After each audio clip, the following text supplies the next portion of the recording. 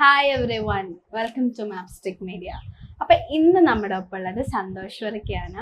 സന്തോഷ് വർക്കി ഇന്ന് നമ്മുടെ ഒപ്പം ഡിസ്കസ് ചെയ്യാൻ എത്തിയിരിക്കുന്ന ടോപ്പിക് കോസ്മോളജിയാണ് അല്ലെ. ഇത്തവണത്തെ നമ്മുടെ ടോപ്പിക് കോസ്മോളജിയാണ്. അപ്പൊ നമുക്ക് ആദ്യം തന്നെ കോസ്മോളജിയിലോട്ട് കടക്കുന്നതിന് മുന്നേ, അല്ലെങ്കിൽ അതിന്റെ കുറെ ടോപ്പിക്സിനോട് കടക്കുന്നതിന് മുന്നേ എനിക്ക് ആദ്യം അറിയേണ്ട ഒരു കാര്യം, നമ്മുടെ ഈ ലോകം ഉണ്ടാക്കിയതിനെ പറ്റിയിട്ട് ഒരുപാട് തിയറീസ്, ഒരുപാട് കഥകളും ഉണ്ട്. പക്ഷെ അതിൽ എല്ലാവർക്കും പരിചയമായ ഒരു തിയറിയാണ് ബിഗ് ബാങ് തിയറി. അതിനെ പറ്റിയിട്ട് ആദ്യം ഒന്ന് സംസാരിക്കാം. ബിഗ് ബാങ് തിയറി ആകെ ഒരു എംപിറിക്കൽ എവിഡൻസ് മാത്രമേ ഉള്ളൂ. കോസ്മിക് മൈക്രോവേവ് ബാക്ക്ഗ്രൗണ്ട് ആണ്. ഇല്ലെങ്കിൽ ബിഗ് ബാങ് തിയറി വാലിഡ് അല്ല, തിയററ്റിക്കലി റോങ് ആണ്. കാരണം അത് ക്ലോസ് പോലെയാണ്. അതായത് അത് പറയുന്നത് ഒരു സിംഗുലാരിറ്റി എക്സ്പ്ലോർ ചെയ്തു, അതേ യൂണിവേഴ്സ് എന്ന് പറയുന്നത്. സിംഗുലാരിറ്റി ശേഷം ഉള്ളതാണ് യൂണിവേഴ്സ് എന്ന് പറയുന്നത്. അങ്ങനെ വരുമ്പോൾ സിംഗുലാരിറ്റി എങ്ങനെ ഉണ്ടായെന്ന് ചോദിക്കാൻ പറ്റില്ല, മീനിങ്ലെസ് ആവും. അത് ലീഗൽ ക്ലോസ് പോലെയാണ്. സിംഗുലാരിറ്റിക്ക് മുമ്പുള്ള ഒരു യൂണിവേഴ്സ് പറയാൻ പറഞ്ഞു കഴിഞ്ഞാൽ ഈ ചോദ്യം ചോദിക്കാൻ പറ്റും. അപ്പോൾ ഈ തിയറി തിയററ്റിക്കലി റോങ് ആവും. ഇതിന് ആകെ എംപിറിക്കൽ എവിഡൻസേ ഉള്ളൂ കോസ്മിക് ബാക്ക്ഗ്രൗണ്ട്. ഇതിനൊരു തിയറി ഉണ്ടാക്കാൻ വളരെ ബുദ്ധിമുട്ടാണ്. പിന്നെ ഞാൻ സ്വന്തമായിട്ടൊരു തിയറി എനിക്ക് ഇന്നാളുണ്ടോ എന്നൊരു ഐഡിയ ആണ്. ഞാൻ വർക്ക് ചെയ്യുന്നുണ്ട്. അതായത് ആദ്യം വാക്യൂം ആണ് സീറോ, ഒന്നുമില്ല. അതിലൊരു കംപ്രഷൻ നടക്കുന്നു, കംപ്രസ് ചെയ്യുന്നു.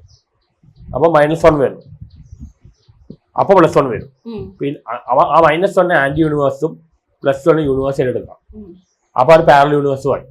ഇങ്ങനെയാണ് യൂണിവേഴ്സ് ഉണ്ടായെന്ന് പറയാം. ഞാൻ പണ്ട് എന്തുണ്ടാക്കി തരില്ല +1 ആണ് ആദ്യം. അത് ബുദ്ധിമുട്ടാണ്. ഡാറ്റ കംപ്രസിനുള്ളിൽ കംപ്രസ് ആകുമ്പോൾ -1 വരും. അത് ബാലൻസ് ചെയ്യാൻ വേണ്ടി ഇക്വിലിബ്രിയം വരാണ്ട് +1 വരും. ആ -1 ആന്റി യൂണിവേഴ്സും +1 യൂണിവേഴ്സും ആയി. അപ്പോൾ പാരലൽ യൂണിവേഴ്സ്, മൾട്ടിപ്പിൾ യൂണിവേഴ്സുമായി. ഇതാണ് ഞാൻ ഡെവലപ്പ് തിയറി. ബാക്കി അല്ലാതെ കോമൺ സെൻസ് ഉണ്ടാക്കാൻ വളരെ ബുദ്ധിമുട്ടാണ്.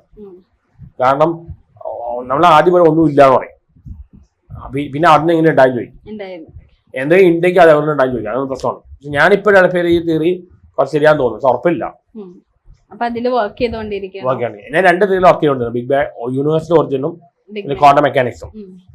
ബിഗ് ബാങ് തിയററ്റിക്കലി ശരിയല്ല. പിന്നെ കുറെ പേര് നമ്മൾക്ക് പരിചയമായ ഒരു സംഭവമാണ് ഒറിജിനൽ തിയറി. ഒറിജിനൽ യൂണിവേഴ്സിനെ കുറിച്ച് ഐൻസ്റ്റൈൻ പോലും വലിയ റിസർച്ച് നടത്തിയിട്ടില്ല.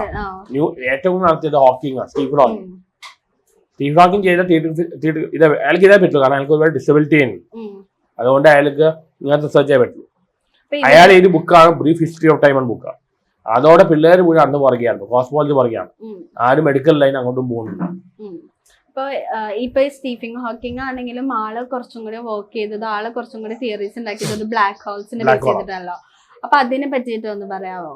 ബ്ലാക്ക് ഹോൾ ഉണ്ടെങ്കിൽ ഇല്ലെങ്കിൽ ഒരു കുഴപ്പമില്ല. ശരിക്കും പറഞ്ഞാൽ സന്തോഷ് ഫൈൻഡിങ് പറഞ്ഞാൽ സിംഗുലാരിറ്റി പറയും. അതായത് ഒരു സ്റ്റാർ 1.4 സോളാർ മാസ് ആകുമ്പോൾ ചന്ദ്രശേഖര ലിമിറ്റ് എന്ന് പറയും. അതാകുമ്പോൾ അത് എക്സ്പ്ലോർഡ് ആവും. ഇതിന്റെ എല്ലാവരോടും സിംഗിൾ പോയിന്റിൽ അക്യുമുലേറ്റ്. അത് ഇൻഫിനിറ്റ് ഡെൻസിറ്റി, ഇൻഫിനിറ്റ് മാസ് ആവും. അതിനാണ് സിംഗുലാരിറ്റി എന്ന് പറയുന്നത്. അങ്ങനെയാണ് ബ്ലാക്ക് ഹോൾ ഉണ്ടാവുന്നത്. അവിടെ ഗ്രാവിറ്റി വളരെ ഹൈ ആണ്, ലൈറ്റിന് കൂടെ എസ്കേപ്പ് ചെയ്യാൻ പറ്റില്ല. പിന്നെ ആ ബ്ലാക്ക് ഹോൾ ചെയ്ത് ഗ്രാവിറ്റേഷൻ ലെൻസുകൾ പറയും. ആ ഇൻഡയറക്റ്റ് മെത്തേഡിൽ കണ്ടിരിക്കില്ല, ഡിഫ്ലക്ഷൻ വരുമ്പോൾ കാണാൻ പറ്റില്ല. ഇതിന്റെ നേരെ ഓപ്പോസിറ്റ് കോൺസെപ്റ്റ് ആണ് വൈറ്റ് ഹോൾ. ബ്ലാക്ക് ഹോളിന് പിന്നെ എംപിറിക്കൽ എവിഡൻസ് കിട്ടിയിട്ടുണ്ട്, വൈറ്റ് ഹോളിനും കിട്ടിയിട്ടില്ല. അത് തിയററ്റിക്കൽ കോൺസെപ്റ്റ് ആണ്. അപ്പൊ ഈ സ്റ്റീഫൻ ഹോക്കിങ്ങിന്റെ കുറെ തിയറീസിലും അതേപോലെ ബ്ലാക്ക് ഹോളിന് റേഡിയേഷൻ ഉണ്ട്, അതാണ് ഹോക്കിംഗ് റേഡിയേഷൻ. ബ്ലാക്ക് ഹോളിന് ബൗണ്ടറി ഉണ്ട്, ഇവന്റ് ഹൊറൈസൺ. ഇതെല്ലാം ഹോക്കിങ്ങിന്റെ കോൺട്രിബ്യൂഷൻ ആണ്.